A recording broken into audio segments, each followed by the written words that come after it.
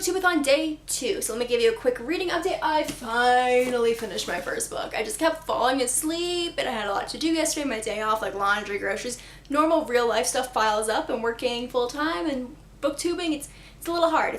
But my first book that I finished was The Little Paris Bookshop by Nina George. This book was so cute. You know, like kind of like that happy, warm, content buzz you get in your head whenever you drink like a really full glass of wine and you're just like having fun. This book gave me the same feelings, except in my heart instead. So this book follows Jean Bordeaux. He is 50 years old, living in Paris, and he owns this barge that is also a literary apothecary. So he doesn't just sell people what they come in looking for, he sells them what they need. He kind of reads each person and figures out what they need.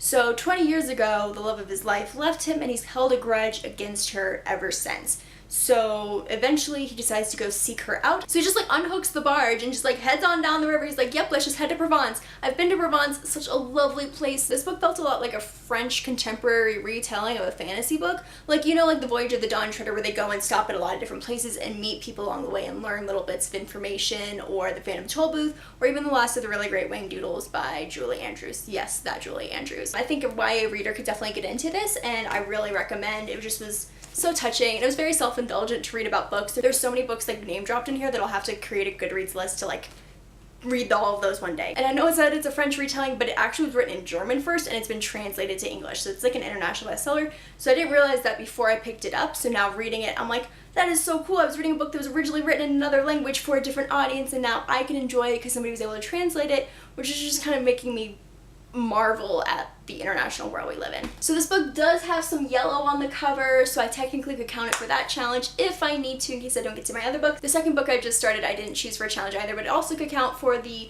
yellow on a cover if I need to, and that is Sing by Vivi Green. I'm only like 10 pages in so far, but it follows a pop star who has written a lot about her love life and now is trying to not fall in love anymore. I'm like, girl, you get me. Also, this is beautiful. I'm in love with her red lipstick.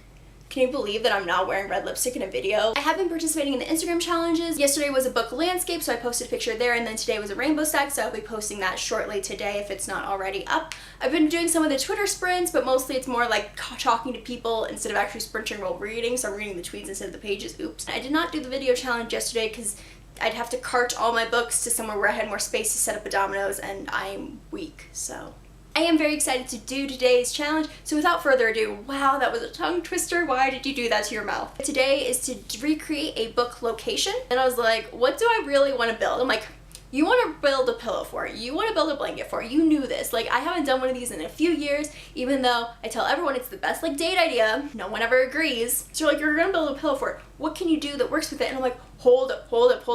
I'm going to be recreating the BFG's cave from BFG by Roald Dahl. So the BFG lives in a cave in giant country, and there's a lot of like mean, awful giants, like what, blood bottler and flesh lump eater and bone cruncher, but the BFG stands for big friendly giant, and so he befriends Sophie, who comes from England, and so he collects dreams and sends them to children while they sleep. So I will be recreating his cave. I have my building supplies, I raided our linen closet, and I'm gonna be using my Harry Potter books to like hold them down, because you know that's the only way to do it. So let's do it.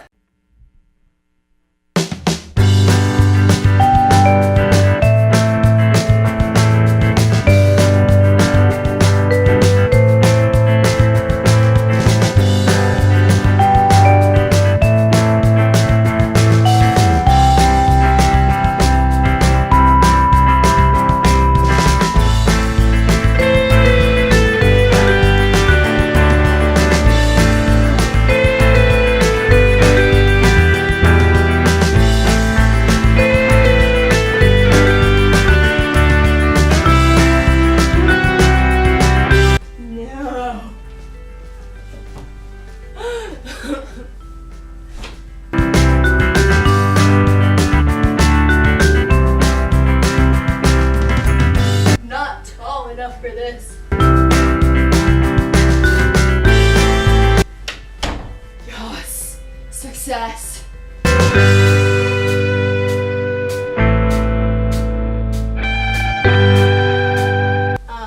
didn't really plan this properly, so crap. Why am I using a fitted sheet?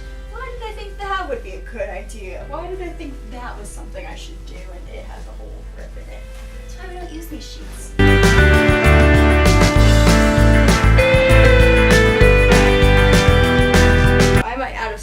letters. It's fine.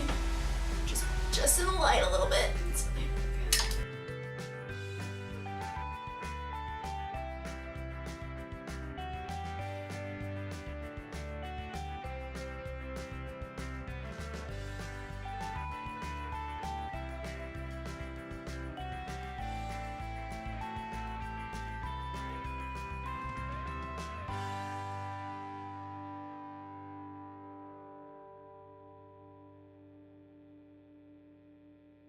Hello and welcome to the BFG's cave. Why am I treating this like a microphone? I don't know. So let me show you around. Okay, so got the BFG. It's just like a nice cozy cave. I don't have as many shelves filled with dreams. I have one. Hold on. Glow in the dark. This is the only one that worked. In a perfect world, they all would have worked and they all would have glowed and would have been beautiful and just would have been very aesthetically pleasing. But it's not so. Made a little reading nook. Have a pile of all of my TBR. Blanket for extra comfort, stuffed animals to snuggle with because people don't want to go on pillow fort dates with you, so you'll snuggle with your stuffed animals instead. And then it continues, and this is just so peaceful and nice. Well, I'm gonna go back to reading and not reading and tweeting instead. So until next time, my name is Laura. This has been Bookies and Cookies. I try to post videos weekly, and I'm posting more for Booktube-A-Thon. I do love each and every one of you. You are loved, and I hope you really never forget it.